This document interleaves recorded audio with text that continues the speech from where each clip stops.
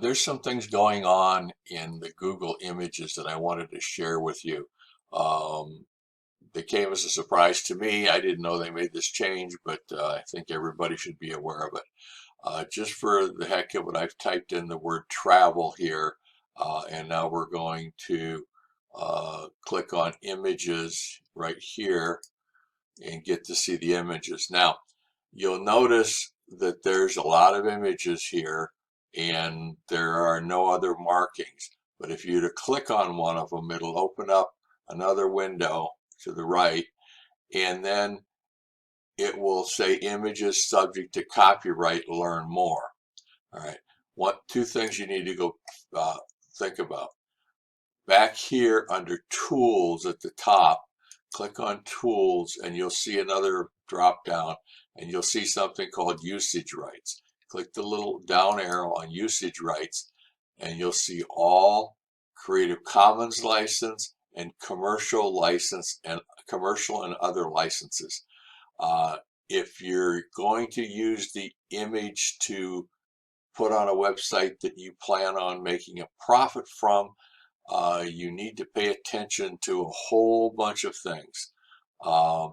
Let's click on this one here, for instance, commercial and other licenses.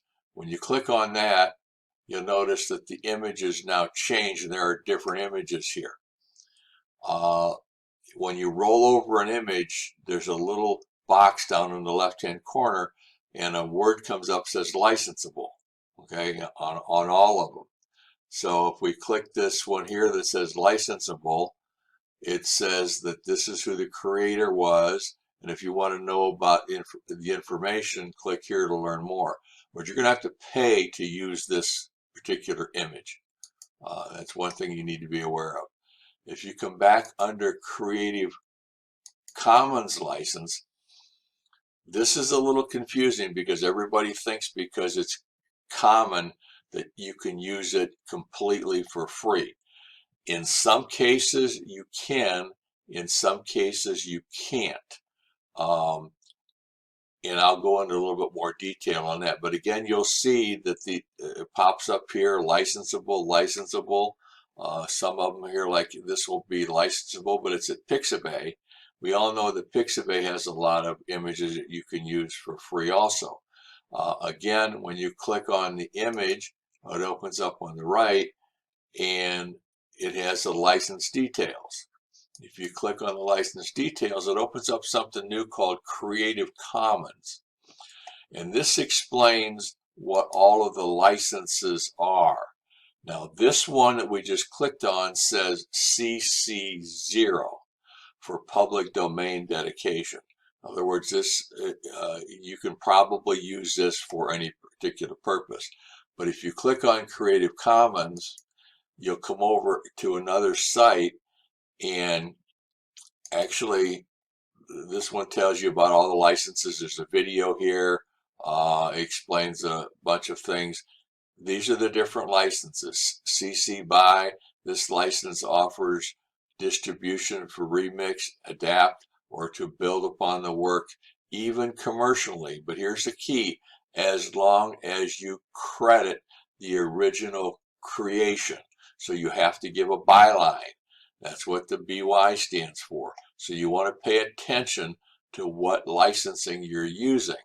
Now, over here under Creative Commons Search, you can select different ones. Now, this is CC0, and if you click on the question mark, it says this work has been marked as dedicated to the public domain. To read more about that, click here, and it says no copyright. This person has associated dedicated to work for the public domain by waiving all of their rights. In other words, you don't have to mention anything. This one's okay to use. All right. If you go back to CC with a line through the C, this is basically the same. This is in public domain. And again, no copyright or attribution is required. However, if you look at this one here, it's got a BY to it. In other words, you're going to have to give credit to this. Create the creditor, or creator rather. Credit the creator. Okay. This one, credit the creator and share adaptions under the same terms. So there's a whole bunch of different terms that you have to use here. If you're not willing to pay for the images, you're going to have to stick into the CC0 or the public domain pictures. I just wanted to make you aware of that because they are all different. And the higher you come up on the list with the more public domain, the less quality images there are. If you want high quality images, you're going to have to pay for them, or you're going to have to give credit to them. It's no more going to be just pulling images off of Google. You could get yourself in a lot of trouble. So I hope this information helps, and let me know.